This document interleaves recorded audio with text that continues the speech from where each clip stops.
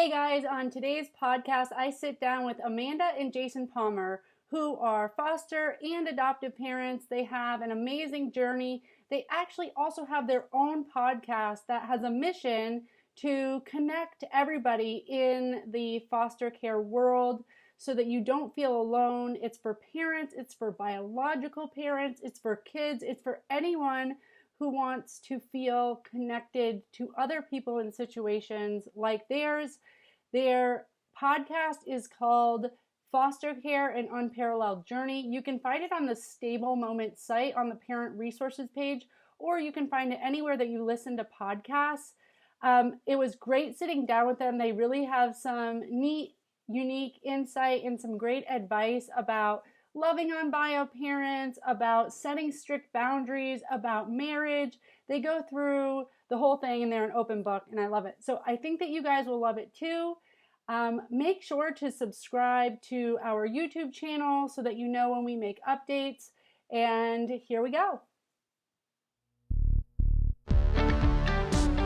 Hi, I'm Rebecca Britt, and this is the Stable Moments Podcast, the show where we discuss all things related to the foster care system and early childhood trauma, from foster parents, trauma experts, former foster kids, and beyond. We'll take a deep dive into the complexities of the foster care crisis in an effort to better understand how to fix it. Tell me about your story, how you two met, where you're from, and what got you into foster and adoption. Well, we're both from right here in East Central Missouri, and we met probably 30 miles from St. Louis. We live within 20 miles of where we met. We've been in this area our whole life. We met because of coffee and chocolate pie. Yep, lots of chocolate pie. The best reasons. And did you say you're in Florida? Yeah, I'm in Florida, yeah. Does Florida have Waffle Houses down there? Yes. Okay, well, if you want chocolate pie and a cup of coffee at midnight, that's the only place you can go to get it. Yeah. And that's how I met Amanda. She was working at a Waffle House. On overnights. On overnights, yep. Which can be a very interesting place. I bet. Yeah, because that's where all the drunks go. But it was just a place I was working at the time as a tow truck driver.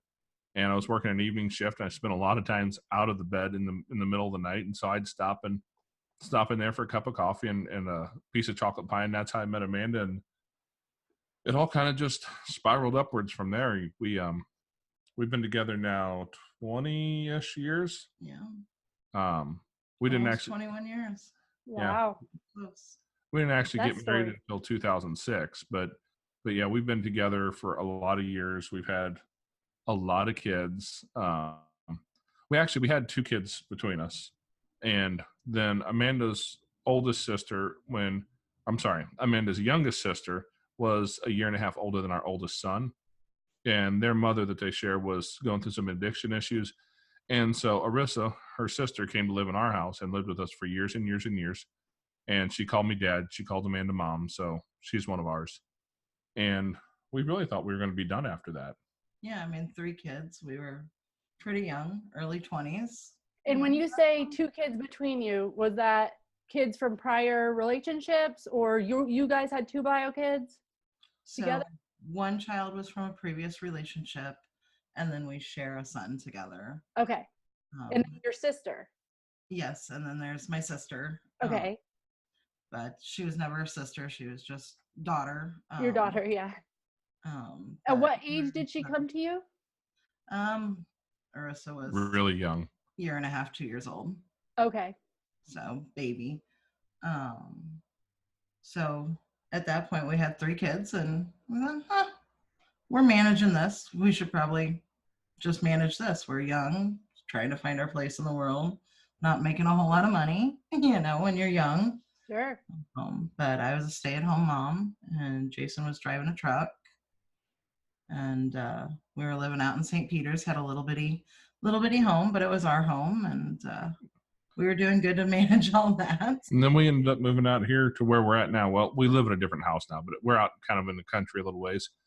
And when we came out here, I was actually writing a newspaper article, an opinion piece for the local paper.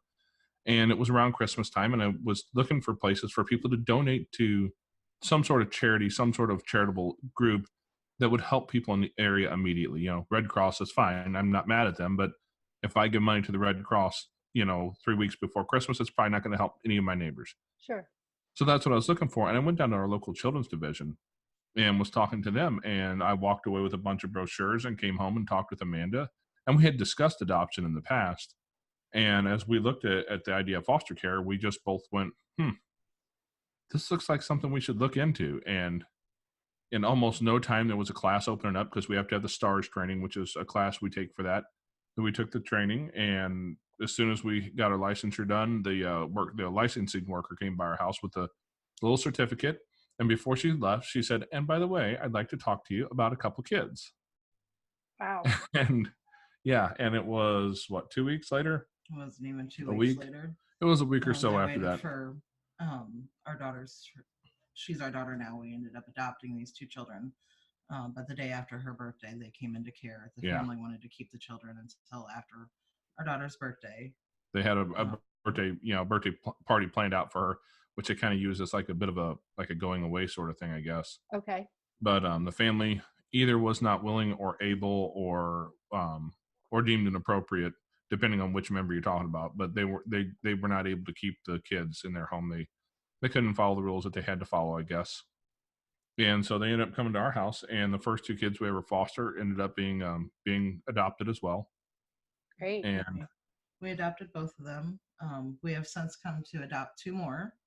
So we own 7 children total. Yeah, 7 kids we call our own. How about that? They range from age 4 all the way up to Arissa would have been 23. Yep, she would have been 23 this year.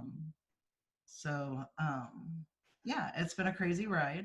There's probably almost 20 kids all in all who've come through our house over the years. Yeah. Wow, that's incredible. Now you said that you went down to Department of Children and Families or whatever you have there, and that kind of spurred this. But I was listening in your podcast, you said something about hearing a statistic or a quote about churches. Can you talk about that a little bit? And did that happen before or after you went down to Department of Children and Families?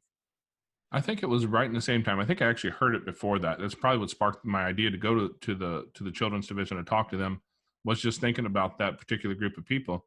But yeah, the Dr. Dobson, if you're familiar with him, he has a Christian-based radio show, and I was listening to him. I drive a truck for a living. I listen to 1,000 things all day long. Sure. And he had talked about how that the foster crisis and well, I guess not even just foster, but the orphan crisis, we should probably call it, in the U.S. is such a huge thing. And at the moment, I think there's close to 500,000 kids who need a home. And his statistic was something along the line, if one family out of every third church was to adopt one kid out of foster care, you would empty the system tomorrow. Wow. Which just blew my mind. Really I was like, and I came from a church that was not really a healthy place for me to be. And and I remember I was thinking, because I was still pretty angry with that group of people in my head. I was hearing him say that, and I was thinking, man, look at all you righteous people out there going to church and thinking you're somebody and you're doing all this good. And, I've read that Bible. I've read it a number of times, and it says to take care of the orphans and widows a number of times in there, and you're not doing one of the basic charges. You want to tell me how good you are, but you're not doing this. And as I'm sitting here going through this rant in my head, I heard a voice, not an audible voice per se, but just that thought comes to mind. Well, what are you doing, bud? What are you doing? You're not doing anything either. And that's probably what really sparked my thought process to go over to Children's Division and talk to them, just to see if there was a way we could push some help in their general direction. Little did I know it would kind of be the catalyst that would send us through a couple dozen kids. Well, yeah. We had thought about adoption before. Yeah. We had never really gotten very far with it. But after I had our second child, I was not able to have any more children. And we had always discussed, I always wanted a big family. I wanted lots of kids running around. And so after our second child, I was not able to have any more. So we did, kind of joke around and talk. And, we had talked about possibly maybe international adoption, adopting a little girl from China. But the cost was not something we could afford at that time. Young families starting out with 3 kids, one income, it was just not something that was in the books for us. So we just wrote it off for years as, this is something that's not obtainable. And when he started talking about it and he brought home this package of papers, it was something that was real and it was tangible. And not only that, it was something that we could do right now to help our area. I did not have the greatest childhood. I should have been in foster care, but nobody stepped up in that way for me. So I had always decided that I was going to do something to help children. And Jason knew that going into it when we first met. I just told him, this is who I am. This is who I am. And if you're going to be with me, you're just going to have to kind of deal with that. And when he brought that package of paper home, it was just like, this is it. It was, something just clicked, and it was like, we can do this. We can help kids. We can help kids in our area. And if it's meant to be, this is how we'll grow our family. And like Jason said, our very first placement of brother and sister, they ended up staying forever. And they're awesome. Still here today. Jahnyia is currently 12 and Desean is 14. Nice. And in full-blown teenage mode. Yeah, gotta love teenagers. That's something that always scared me a bit, was teenagers, especially teen girls. They're supposed to be such a challenge. I'll be honest with you. She's kind of the easiest. So far. Teen girl, so far she hasn't been that difficult. But she's only 12 too, so there's still quite a few years. Oh yeah. But the one of the things I learned from a guy I know, he challenged me one day when I said something about the having teens and being such a challenging and difficult thing, and he said, really, you can look at it that way, or you can look at it as a bit of an adventure, and how can you do this better? And I thought, I'll have to think about that. And the more I thought about it, the more I realized that I remember being in middle school, right? I remember being in high school. Those weren't easy years for me. Those weren't great years. And they're struggling through so hard, just like I was. And just as much as they're trying to figure out how to be a grown-up, from a kid's perspective, I'm still trying to learn how to be a dad of teenagers. Even though I've had plenty of them come through my house already, I should have some knowledge here. It's taken quite a few to get to the point where I feel like I have any real knowledge and ability to reach out and help these kids. Yeah. It's so cool. It's so cool that this seems like it was kind of written in your DNA, from the beginning, and that you two met each other and that this kind of just naturally unraveled is really beautiful. And it's crazy. I mean, it's awesome that the first 2 kids, like without any expectation, really, the first 2 kids that came in were able to be adopted. And it sounds like you guys were just like, we're opening our home, like whatever this ends up being, we will be for these kids what they need. But it ended up being, your family, which is amazing, because so many people come in really with a lot of expectations, and they are disappointed just because they don't know, different situations with kids being reunified or going back with birth parents, or the process to adoption. So when you got those first 2 kids, well, first of all, so you say you go to this, which it's called the different thing in every state, but you go to this training to become foster parents, and literally while you're leaving the first time they're telling you about these kids? No, this was as soon as we finished it, because it's okay, the end of the course. We had finished our classes. It's like an 8 or 9 week prior, or 8 or 9 week course that you go through. Okay. The week prior to actually finishing our classes, one of the caseworkers said, hey, we know of a couple of kids, they might need a place. They gave us a little bit of information and said, why don't you think about it? And then they came by and they give you a certificate when you finish your classes to say you're licensed. And as they were giving us the certificate, they said, hey, those 2 kids that we told you about, they definitely need a home. What do you guys think? And we said, well, this is what we're doing. This is why we're doing it. So yeah, and we went and picked them up, and the rest is history. We picked them up and we took them over to McDonald's, and I watched her chase a little 2-year-old girl around McDonald's, because she was just a wild child and did not want to sit down, and it was hilarious. Oh, I was terrified. And here I've had kids. I already had 3 kids. Sure. I've done the toddler thing, and this little girl, she was just running all through McDonald's. And the only thing I could think of in that moment is what am I going to do if she gets out this door? You know, she doesn't know. She doesn't have to listen to me. She doesn't know me. She's known me less than an hour, and I'm asking her to sit down, and she ain't sitting down. I was sitting by the door. She wasn't going to get out, but it was laughing hilarious. at me. You know, he's laughing, and I'm chasing a toddler through McDonald's.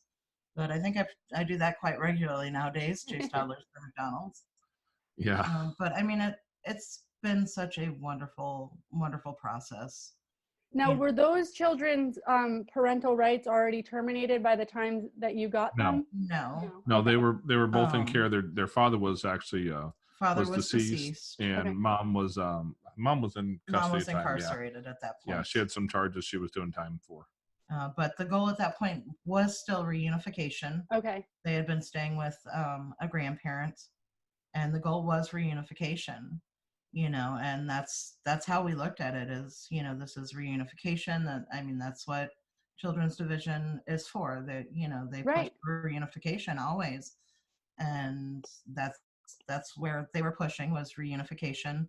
You know, it just wasn't in the cards, you know. And that being said, Mom was just never able to get herself together. She had an addiction issue, from what I understand, and you know, I don't know what the issues where you're from are, but I assume they're pretty similar across the country. Mm-hmm. Meth and heroin are the 2 big ones that I just see steal people's souls.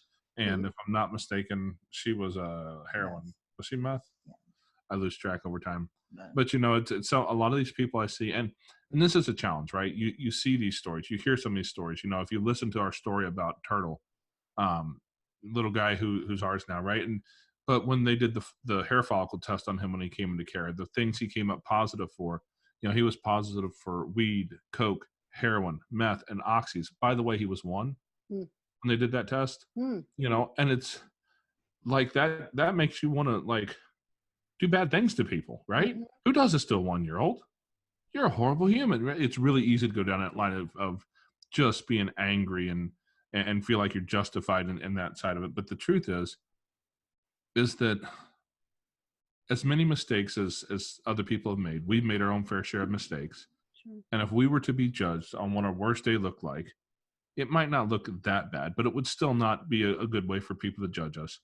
And if we can, as foster parents, and this is a challenge, so don't get me wrong, I'm not holding ourselves up as saints here who do this perfect. But if as foster parents, we can look at every situation as how can I help this bio parent get to the place where their life is together enough to where they can raise their children, that is the best possible solution. Even when I go back to Arissa, you know, Amanda's sister who we raised as our own daughter, you know, she loved us. We loved her. She was part of our family. She called our sons brothers. They called her sister. But I still remember her sitting on the front porch with me, and she curled up in my lap one day. She's probably 5 or 6. And, you know, the blonde hair across her face and the big tears down her cheek, and said, why doesn't my mommy and daddy love me enough to stop doing drugs and take care of me? As much as we loved her, as much as that was a great relationship and a wonderful situation for us in a lot of ways, more than anything, the thing that was best for her would have been to have 2 biological parents who would set aside their silliness, set aside the drugs, and give their biological daughter what she needed. And we have to look at every placement that way. That's the best possible solution. Now, some people cannot get over that. Some people can't put down the pipe. You know, and for those people, for those kids, we end up looking for a secondary situation. That's why we've got 4 adopted kids in our house. Yeah. Because it was, different parents who just couldn't get through that. But that is our primary goal. But and it's hard. Through creating these supportive relationships with the biological parents, the kids that you have had that have been reunified, have you kept in touch, or have they been thankful for that or receptive to that support? So a few kids we still have contact with, we see through Facebook and things like that. But for the most part, we usually take care of younger kids, toddlers, babies. So a lot of them are not going to remember us. And a lot of parents don't want to have a reminder of their worst times. That's fair. So if they can get through it without ever having to say, when you were an infant, you were in care. So a lot of kids will never know us, and that's fine. Sure. You know, that is wonderful, you know, for them to not know that this was ever an issue in their life. But we do have some children that we're able to check up on and see, and they're doing well. We've got a couple of brothers that we're able to keep an eye on, and they've been adopted out, and a sister group that have been adopted out. So it is nice to be able to look and see the smiling faces and know that they're doing well. So it doesn't always work that way, though. Sure. And so those situations that you're saying, you've followed up with a couple that have been adopted out. So how did that work? And so obviously these children ended up not being reunified. They did need to find a permanent home. So was it like at the time that Department of Children and Families realized they were going to be up for adoption, they were moved to a family that was going to be a permanent placement, or how did those work? A couple of them are like that. Yeah, so the sister, we'll just take the sister group that I was referring to. I'm not going to say names or anything like that, but these two little girls, they came to us and they were an adoptive placement. When they came to our home, they were up for adoption. Okay. And we were looking at adopting these two little girls. They just didn't fit as well into our family, and they needed more help and guidance than what we could give at the moment with all the other kids that we had in the house. And so at that point, they started looking for another adoptive placement, and we kept those two little girls until they found their forever home. I love that you're talking about this, because I feel like one of the biggest concerns that a lot of people have before they start fostering is like, what if this doesn't work for my family? Or what if this doesn't work with my bio kids? Or what if this doesn't work with the kids I've already adopted? And I can't possibly, find a new path for this kid. And I'm always like, you know what, you can set boundaries. You can figure out what's best for your family, what's best for that kid. Department of Children and Families will work with you to do that. But I feel like that's one of the biggest concerns when it comes to kids that might not do so well with the dynamic in your family. So I'm glad that you're speaking to that. Yeah, because that particular group, the older daughter of the two, I mean, don't get me wrong, they're both great kids.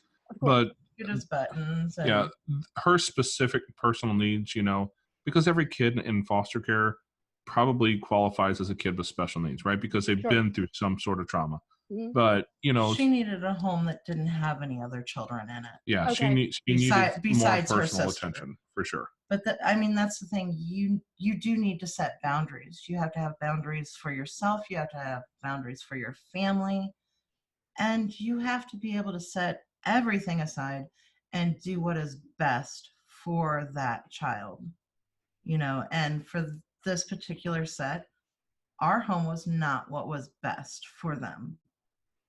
But we were until they were ready to go on to their forever home. And that's been, 4 or 5 years. Well, no, it's been close to 6 years now. And these two little girls are thriving. They're doing wonderful. I talk through Facebook with their parents, and they're doing great. And they would not have thrived in our home that way. And we had another couple kids that was two boys in our area and or in our county that we fostered for a while. And the one kid, he was never diagnosed, but I will diagnose him with ODD. Just know that my psychological degrees are all invalid. They're imaginary. So, but he was that type of kid, right? And I didn't do well with that sort of oppositional defiance, that at that time I wasn't good with it. And so they went to a placement that was supposed to be their forever placement. Something happened that disrupted. They called us to see if we were interested in taking them back into our home. And we went, man, that was a rough time. That wasn't really good for them. It wasn't really good for us. I said, yeah, tell you what, call around, see if you can find another home, another placement. And if not, call us back. And then I spoke with Amanda who said, hey, you know what? This family over here, they had 3 daughters, but they were looking to adopt 2 little boys. So we were like, hey, by the way, call these folks. They're foster parents in our group. Turns out today, they're adopted into that family and they're doing great and wonderful and amazing.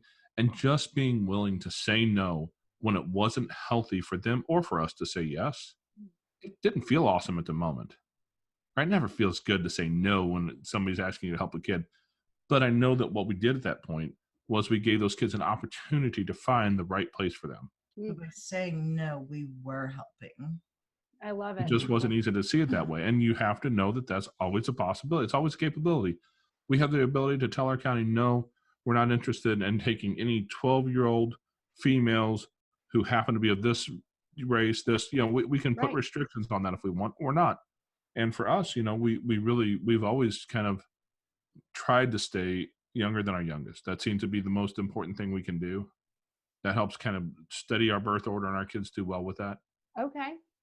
Other than that, we don't have many restrictions, but that's just how we've done it. And it depends on your family dynamic as to what's best for you. And that allows you a lot of room, because we had, we were always, we were a little bit concerned about racism from some of the family members that we had, because we didn't know how that was going to go over. That was something that we talked about a lot. And we ended up deciding, hey, you know what? We'll take whoever comes to us, and we'll go talk to those family members and say, hey, here's what we're doing. If you don't like it, we won't bring this around you. Wow. But, this is what we're doing. And because that was just a point of who we were, that's who we wanted to be. And if we need to draw some boundaries around other family members as well. And that's the thing that so many people don't realize, that options there.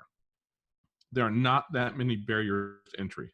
You have to have a home that is relatively safe. It's not a fire trap, and you're not like cooking meth in the bathtub.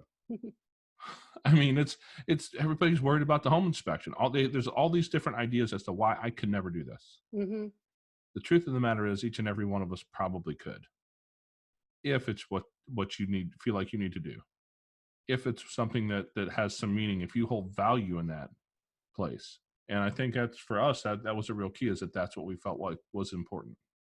Yeah. So you just brought it up. Talk a little bit about the extended family dynamic. So people that are in your family, dealing with your decision to foster and adopt, how they react to your kids. I know I hear horror stories sometimes of Thanksgiving, where the foster kid or the adopted kid's there, and everybody's, oh, he can have this. Why are you so mean to him? He can have all this food and he can have all this stuff. And it's like, well, he has food issues, and they have to constantly defend themselves and defend their parenting and teach people about trauma and all this stuff. So can you speak to your experience? Do you want to talk about your family? We can go wherever we need to go. We have some interesting family dynamics, for sure, from our family of origin issues, both. We don't spend a whole lot of time around most of Amanda's family. There's a lot of addiction issues over there. It's just not healthy to be around for us, let alone a foster kid. It's not safe. And so we draw some pretty hard boundaries for our kids. Sure. In order to protect them. Mm-hmm. But when we first started fostering, there were a few family members on my side and Jason's side that we went and we sat down and we talked and said, hey, this is what we're doing. We worried more so about racism from a lot of the older generations. Well, yeah, because Amanda's grandma, she would tell you that she did not see or meet her first Black person until she was 21 years old. Where she grew up, that wasn't where she came from. Mm-hmm. And so we were really worried about how she would treat the children that we were going to have, and to treat anybody poorly was just not an option for us. Sure. So we went and we sat down and we talked to her and said, hey, if this is going to be an issue for you, we will stay away. We will stay away, and you won't be welcome in our home. And it's a hard line to draw with your family, because that's your family. Yeah. This is my grandmother, and I don't associate with a whole lot of my family. So to essentially take one more person away, it's not something you look on lightly. The great irony, though, was we had Carl with us. Carl wasn't his real name. That's just what we called him. Yeah. Carl was with us. He was the blackest little baby you've ever met. Super dark-skinned Black kid, right? No question whether he's mixed or whatever. He was just the happiest Black baby you've ever met as well. And so when Amanda, as pale as she is in the grocery store one day with her grandma. And so Amanda's carrying around a super dark-skinned little baby. So this guy's walking through the store like giving her the stink eye. And then grandma, who we thought was going to we were going to have to deal with some racist issues of our own, she had fallen in love with this little guy. Mm. And this guy keeps giving them the stink eye, to the point where grandma finally, and she was at the age she can get away with it, she finally just kind of loses her stuff and made the guy embarrassed enough to where he just left his cart and left the grocery store. Yeah, she cussed him out in the store, and I'm trying to usher kids. I'm like, come on, guys, let's go, let's go. So a lot of places where we thought it was going to be an issue, fortunately for us, it wasn't. And it sounds like it kind of brought you closer in some aspects. And really, it opened her eyes in a lot of ways. And so it was really good for her too. But I think just taking the time to go and talk to her about it in the beginning and say, hey, this is what we're doing, and drawing those boundaries and saying this is what's acceptable and this is what's not, so that she knew without a doubt what was going to be accepted and what wasn't. And so it ended up not being an issue. But yeah, like Jason said, I mean, she fell in love with this little boy, and you know, it really opened her heart and her mind. So it's been a wonderful experience all the way around. It's a really, really, really great, it's great advice to say, you know, be intentional, try to understand what obstacles you're going to have, be, you know, honest about the things you have going on in your family. Like if racism is an issue, talk about that. And the going ahead of time and having those conversations makes it a priority, or shows that you're really serious about this, rather than putting the kids and yourself in a situation that it's really not fair to your family to say, oh, it's Thanksgiving, and by the way, we've got 3 foster kids in the car with us, and I'm going to expect you to know how to deal with that. So right.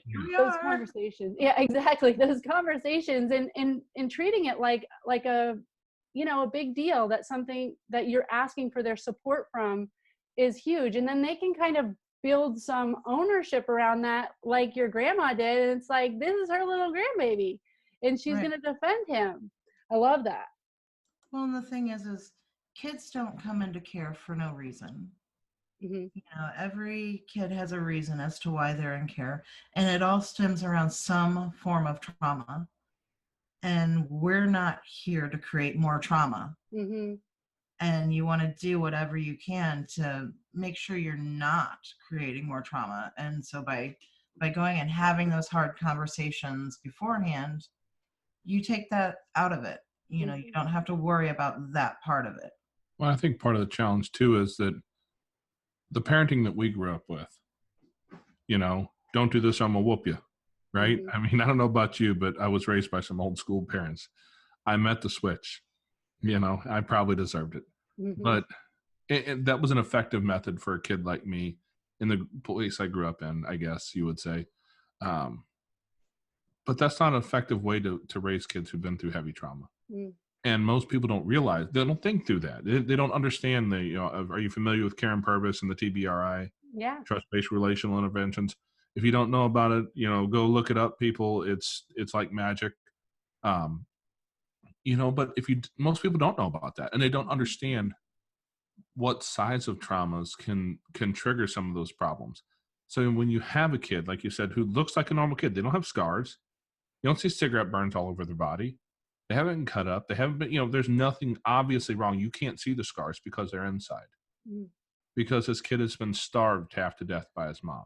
Mm-hmm. Because he only got 1 glass of water every day. And that was on a good day, if he behaved. Mm. And since she really had a lot of grudges against him, he wasn't considered to behave. That wasn't a normal day for him. And so when you have a kid who has some of those food issues, and you walk into, you know, grandma's house on Thanksgiving and there's food everywhere, I mean, somebody's going to be surprised that there's half a pumpkin pie shoved inside of a bag in the back of the car that's being smuggled home, right? Mm-hmm. And they're going to think the kid's doing something wrong. But the truth is food hoarding is a big deal, Mm-hmm. especially when you've been starved. Yeah. You know, because we knew a kid who'd been through exactly that story I was talking about, right? That's exactly what he did. And it took some work to get him to the point where he was okay with that. And everybody who shows up at grandma's house is not going to understand that. Mm. So being able to take the time to have some conversations, maybe with some key people in that family, say, hey, here's what we're doing. You know, do me a favor, don't have your kids walk over and hand, 2 slices of chocolate pie to this little boy, because he's going to try and stick one of them in his pocket. It's not going to work, Even, but he's going to right, try. even if he tries to get them all to go get a piece for him, tell them not to. Yes, yes. But those are the issues that you have to deal with, and if you can have a family that's supportive enough to work through that with you, man, that's powerful. So that this whole group can kind of come around this kid and kind of help them work through these issues together, instead of looking at you and saying that, you're a bad parent because you won't let them have this. And we've experienced some of that in our own experience. And people, they look at you, they make judgments, and whatever, judge me if you want. I'm a big brown guy with a big black beard, and I really don't care a whole lot what you think about me, right?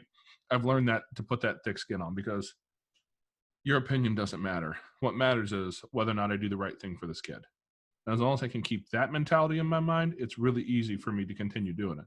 But a lot of people don't have that thick skin. They haven't had the time to build that. Mm-hmm. And you have to be willing to come into this situation and educate people and keep people around you who will help you provide a supportive environment for a kid to begin to heal. Yeah, and you're talking about, like, at the end of the day, it's not about you. Like, so you have to have a thick skin so that you can protect the kid, because it's not about you. And in trauma informed techniques, they always talk about, to not take it personally and not be offended. Certainly don't react in a way that is joining their chaos. I hate you. I hate this house. I don't even want to be here. You're horrible. You're mean. Like 3 times this week, and it's Monday. Yeah. Like, I get it. But you know what? When you learn not to take it personally and you don't react in a personal way, 20 minutes later, we're good. Right. That whatever it was that came out, it's okay. It's fine. But it's when you realize that it's a trauma coming out. When you look at this kid and realize that even a 10, 12, 14, 16-year-old kid is still having pieces of that trauma come out, and recognizing when the reaction you're getting is trauma, it's the after effects of trauma that you're dealing with, so that I don't take it personally. You're not trying to get me to, and maybe you are trying to get me to react, but I'm not going to, because I know that what I see is trauma. So I'm going to be calm. I'm going to be patient. I'm going to work through that. I might go in the other room later and want to put a hole in the wall because you did actually get to me a bit, but I'm not going to respond that way, because it's not going to be healthy, and it's not going to ultimately serve us at creating a connection in a way that will work towards your long-term success. Well, I love that you said, and I might want to go put a hole in the wall, or shoot, you might actually. And I like that you say that, because I feel like a lot of people might listen to trauma-informed principles and go like, okay, well, like, sorry, but I did take it personally. Like, he called me a fat pig and then, spit at me, and I've given everything to this kid and all of that. And it's like, it's also okay that you felt that way, and you do need an outlet for you to go take care of yourself, but it just can't be in reaction to the kid. Well, yeah. And we're all human. We all have feelings. Well, the important thing is we all have an amygdala. And when that kid manages to spike that part of your brain that reacts with fight or flight, you just have to be the grown-up in the room. It's your job to take a breath. It's your job not to respond the same way they're responding. Otherwise, you end up looking like a 3 and a 4-year-old having a competition to see who can win the argument. Spoiler alert, neither one of them ever wins. Yeah. You'll never win. Exactly. But your job is to realize that, hey, I have an amygdala, and it's going to hit pretty hard sometimes. These kids know how to find the right buttons. Every kid does. We did when we were kids. Sure. But you have to train yourself to know, hey, I'm not going to react in an angry way. As a matter of fact, and this has taken some years of practice on a lot of kids, when I react, when I respond, because there's a difference. A reaction is what my amygdala wants. The response is what I choose. So when I respond, my kids have learned the most dangerous thing they can hear is Dad gets soft, his voice gets a little bit lower, and I start to sound incredibly calm. Because what that means is I'm controlling something inside of me. Like, this is the controlled place. And I'm going to continue and I'm not going to be ignorant. I refuse to be loud. I will refuse to have this argument and have something that's going to damage this relationship. But when we're done, I'm probably going to need 5 minutes. You just give me 5 and leave me be. Because I have to blow a little bit of steam off. But we all have that. It's a natural reaction that you learn to control and respond differently than you want to. I love it. So tell me, what was your first entry into TBRI or just any trauma-informed techniques, or we really need to be therapeutic foster parents or adoptive parents?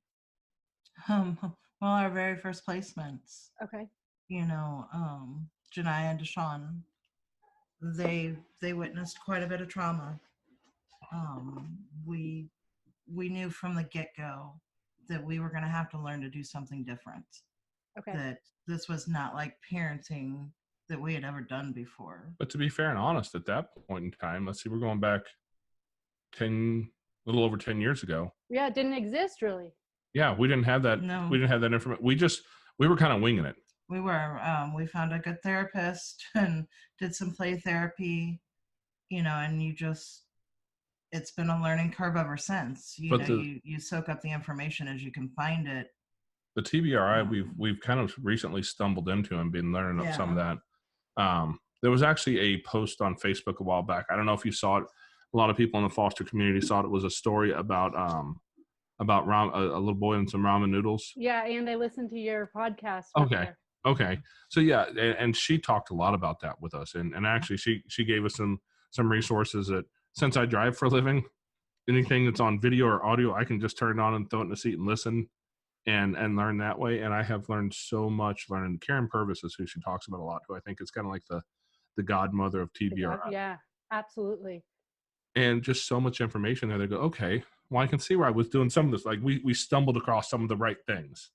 And some of it we maybe were a little bit off, and we're in that process of learning how to do it better and better every day.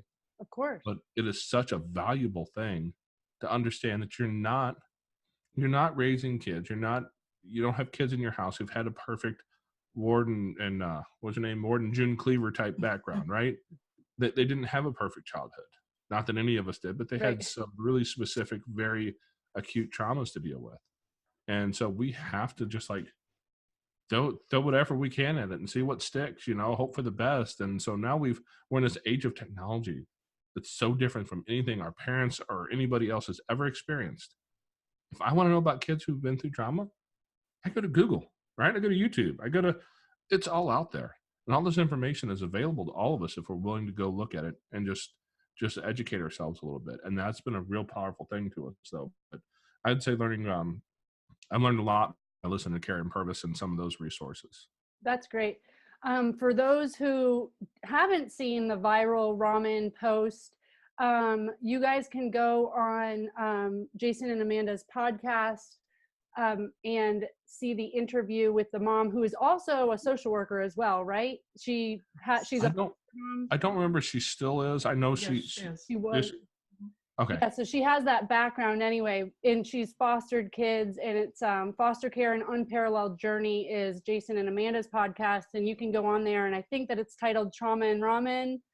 That's the one. Or something like that. So you guys can find it easily, but it's a great story of that mom's experience with her little boy's trauma around uncooked ramen. So that's a good one. Okay, so I know that, Amanda, I've listened to some of your backstory, and obviously we all have trauma that we have to work through. How much, this is what's interesting to me, because I feel like has nothing to do with really being a foster parent, because I feel like all of us, to be better people, have to address our own trauma, and the more we can go back and kind of address our own stuff, the more we can show up in our lives for other people. But I feel like being a foster parent, it's like the demand for you to heal your own stuff is put on hyperdrive, because I feel like it can do that. It can kind of show you your own stuff. So what does the process look like for being a therapeutic, trauma-informed parent, at the same time as what healing has happened for you through this process, for both of you? Well, I mean, there's a lot. I mean, that's a big question. Mm-hmm. But I will say, you do have to take care of yourself. You have to take care of your past. Finding what works for you, whether it be writing, meditation, a good counselor, a good doctor. Mental health is a big thing. And so, we have a guy that we go and talk to Yep. monthly. Dr. Tom is awesome. Like clockwork. We have to have our avenues too. Mm-hmm. I have to have a place to get it out. There's some of these stories that we come in contact with that I'm like, wow, that was me. And you have to be able to separate yourself from that, because you don't do any good for a child at that point. Actually, if you happen to catch it, because I accidentally mislabeled the date that I wanted to release a podcast the other day, and so it was out and available for like 3 minutes. I know a bunch of podcatchers caught it. But if you see one out there, it's Zoe. It was the name of the girl that we interviewed, and Zoe she tells a big part of Amanda's story. Yeah, is that the 16-year-old? Yep. I already listened to it. That was not supposed to come out for a few more weeks. It was a news. It was like 6 weeks out, and maybe somebody might have hit the wrong schedule button when he posted it. I would say that it's been good for me, because it's made me go back and have to address some things that I was maybe avoiding. That I just, put away and was like, I don't have to deal with this. It just, we'll throw this back there, and I'm not going to deal with that. So it's been really good for me, because it's helped me take care of myself better. And I got to be the best that I can be, so that I can do what's best for the kiddos. So I think another thing that's really done for Amanda is to be able to see these kids go through something, be able to empathize with these kids, and in the long term, be able to see her own past journey through that lens. And that's given her a lot of, I think, it's given me a voice. Yeah. When I didn't always have a voice. It's easier for me to stand up for others, and I'm good at that. It's hard for me to stand up for myself sometimes. And so this whole process has really opened my eyes and given me a voice where I didn't feel like I had one. Yeah, and being their voice is being your voice, and helping them heal is your healing. Because I love that. And when you said like, oh, things that we put away, like through my own journey of trying to work on, past stuff, it's like, there is no, oh, I'm healed. It's like, you're just always working on stuff, which is like the good news. And like, also like, oh, do I always have to work on stuff? But you're always working on stuff. And I feel like, you only get to work on as much as you can take. And like your body, your mind can only take so much of that vulnerability. And like our defense mechanisms are there to protect us. So through these kids and through different situations in our life, we get opportunities to kind of opt in again to work on ourselves and to address those things that we have put away. But I was wondering if you were going to say that, this has been a really healing journey for you, just because you're advocating and caring for people or giving them the care that you didn't get, Yeah. I love that. Yeah. It also helps that I have a really supportive husband. He's pretty good. He puts up with my craziness on a daily. I may have brought a little with me.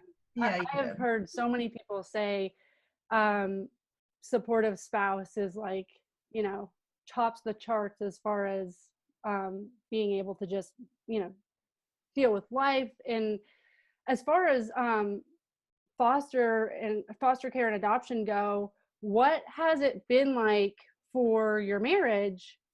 Like, has it brought new complexity? I'm sure it's brought new complexity to your marriage, but as far as like, how do you guys stay like a united front and on the same page? Amanda and I both came from broken homes. My parents divorced after I left the home, but they probably would have been well served to have done that years before. Right. They had a lot of bad years prior to actually divorcing. And Amanda, she had her own problems with, an absentee father and, men in and out of the house and different people. And so we really had modeled for us a lot of the things that will cause divorce and separation and animosity and all those things. And one of the things that I think we both came to the relationship with was, hey, you know what? this wasn't awesome. What I went through wasn't awesome. What she went through wasn't awesome. And when I say forever here, I mean forever. And we're going to make this work. And we approached it from that angle. And I understand some people can't make it work. And, that's somebody else's deal to work with. But for us, we started with the end in being a gravestone, right? Like, we're not planning on ending any other way. There's no, eject button. There's no easy out here. And we're going to work hard at this. And because we saw all these different problems, now my parents had their set of issues, Amanda's family had their set of issues, and they were different, but that allowed us to both kind of see the weaknesses and where we came from and some of the strengths and be able to intentionally build it together. And I think we came together 20 years ago with that as a basis, as a foundation for our relationship. I said, I'm not here going to say that I'm perfect and it's going to be easy, or she's perfect and it's going to be easy. Neither one of us are perfect and it's not going to be easy, but we're going to do it. And that's where we came at it from. So as far as when we started fostering, by that point, we've been through quite a bit together. Yeah. And the foster care has brought a lot of unique experiences to our home. And, but at the same time, it's also shown us just how fortunate we are in a lot of ways. In a lot of ways that we're able to find these kids who need a parent, who need a stable place. And we have worked for years to build a stable place, if not just for us and our kids, our bio kids. It's created this place where another kid can come in and experience that, and allows us to share some of the struggles that we've had, some of our own personal situation with some kids who haven't experienced that. There's a lot of kids who've never seen two grown adults, husband and wife, disagree with one another and do it in a respectful way. Not hurt each other, not harm each other, whether it be with fists or words. A lot of kids have never seen that being modeled. And so, I would say for us, we were in a good place when we started fostering. But I would say that it's brought us closer. Mm-hmm. It's made us be more intentional, And that's one of the things we have to be intentional, like with our time, because if anybody who's married knows, if you just let it wither, it'll wither and die. If you don't build that relationship. Just before this call today, date day was not anything fancy today. We got in the car. We have a Subway and a McDonald's in our town, so we went to Subway and we sat in the park and we ate our lunch, and we just spent some time together and talk and discuss things with the kids, with our lives, with our work, with that. But we're still building that. 20 years later, guess what? You don't get to quit building. Plant a tomato plant sometimes, and you tell me, at what point does it just stop growing and sit there just like it is? It never does. It either grows or it dies. Relationships are the same way. You water it, you fertilize it, and it'll grow. You just let it sit there and ignore it, and it will die. There is no stasis. And that's something, we've had to struggle through, because over the years, sometimes we've had 6, 7 kids in the house. Yeah. And it's a challenge to find time to have a date night or time together, or when you're working 60 hours a week and she's working, 40, 50 hours a week, and you have 6 kids in the house, and 90% of them all have a trauma background that we have to deal with. But that's also a piece of our life that is just as important as anything else these kids are going to, we need to deal with these kids. They also need to see stable adults in a stable relationship, modeling that for them so they know that that's a possibility. Mm-hmm. I love it. So tell me about your podcast, the mission of your podcast, what you're really hoping to do, and then tell people the best ways that they can find you. Okay. Our podcast is Foster Care, an Unparalleled Journey. And we started it more or less, well, when Arissa got sick and passed away, we went through a tough time. We actually took some time off of fostering because, well, we just weren't in a place to take care of that. Mm-hmm. And I really felt like we were kind of stepping away from something that had a lot of meaning in our life. We were kind of swimming in a sea of lost for a while. And so I decided I was going to find something to do. And I ended up creating a blog site. And you can find that at jasonmpalmer.com. And the podcast is up there as well. But that was kind of where I started. And I was just encouraged by a few people in a dad's group I'm in that said, hey, man, you need to write, you need to talk, you need to do something. You have a lot of experiences. Go share these with people. And the podcast just seemed to be the easiest way to do it. And so I sat down and recorded my first podcast, which I think since has been burned somewhere because it was horrible. Everybody thinks their first one is horrible, but my first one was just me sitting down trying to figure out what in the heck I'm doing. I had no clue. And then I started recording a couple other ones, and Amanda was coming into the office one day. I said, "Hey, you want to sit down and do this with me?" And I figured out real quick that we're better together. Neither one of us are horrible humans, but we're better together. And so we started just telling stories, and that seems to resonate with people. If you listen to the legacy of Turtle, which is kind of a long one, that's why it was broken up in so many pieces. He has a deep, long, dark, rich story that is just like everything you've heard bad in life that you can go through. He probably went through almost all of it. And to be able to tell that story to people and then show who he is today and see that he came from this dark place, or to be able to sit down, we interviewed a lady named Amy, and Hope for Amy is all about a woman who got pulled into a methamphetamine addiction. And after the meth addiction, it was the money addiction that came from selling the meth. Mm-hmm. And she was a full-blown dealer. And then she finally got, her kids got taken away, and she got pulled out to the place where, she had to get clean. She had to change her life. And, today she's got, I think, 3 years sober. Yeah. I think is what I saw her post recently. 3 years clean. She has her children back. Yeah. And so to give these stories to people, to know that, man, I know it looks dark. Whether you're a kid who's going through tough stuff, there is a light at the end of the tunnel. Whether you're the bio parent who's going through the tough stuff, there is a light at the end of that tunnel. And bring as much of the community together as we can to be able to create a future that's brighter than what it is today. Our official mission statement is, what is it?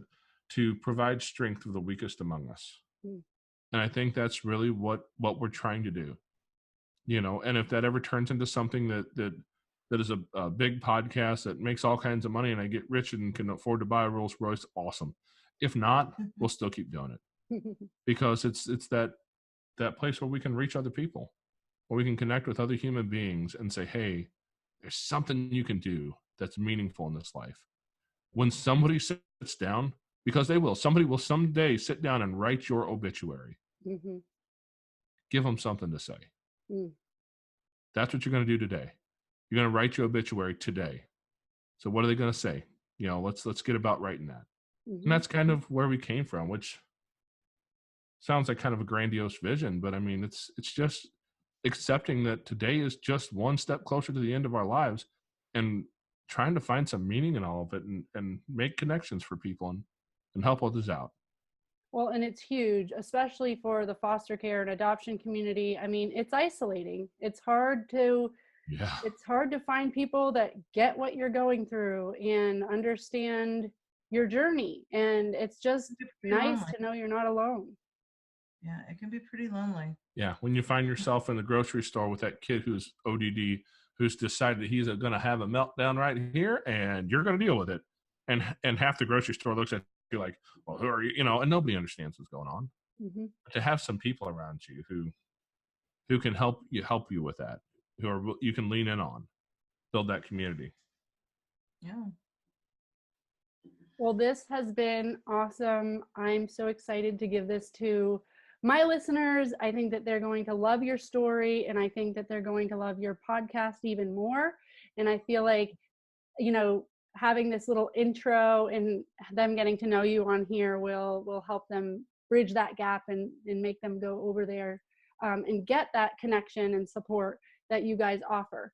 So I really want to thank you for taking time out of your day and maybe possibly cutting your very important date day short. I hope your Subway was awesome. Sounds delicious. It wasn't too bad. No. It wasn't steak, but it was still food. So. That's okay. You made us go to Subway instead of the steakhouse, so it was way cheaper, right? It was way cheaper. No, we appreciate you having us on here as well. It's we're always about the mission of just spreading information and bringing people together. So and not only the podcast. If anybody has a question or needs to talk, reach out to us. Get a hold of us. You got a question. If we don't know the answer, we'll find the answer. If you just need someone to talk to, someone to vent to, we're here. Yeah, we're easy to find on email. It's just foster care UJ as an unparalleled journey, fostercareuj@gmail.com. And if you want to find the podcast, we should be on all the big podcasters out there, all the podcast catchers, I guess you call them, the iTunes, the Spotify, the iHeartRadio. I think we just got on Pandora the other day. Very cool. Yeah, I some mean, of those we're are on hard to figure Facebook, out. So you yeah, know. or if Yeah, and I'll put some links to your social and your website in the show notes. So yeah, if you just go to the website, you can find all of it from there. I think there's links to something somewhere on there. I built the website, and I'm gonna give you a disclaimer. I'm not a website builder, so hopefully you can find what you're looking for in there. If not, just hit the contact button and send me a question. We've all got our fancy little pocket computers we carry around everywhere, and we get the email pretty quick. So I'm pretty good at responding. Sounds great. Well, I hope you guys have a great rest of your day and keep rocking it out. Keep doing what you're doing. We're so lucky in this world to have people like you. Thanks a lot. All right. I'll talk to you guys later. Thank right. you. Thank Bye. you. Bye.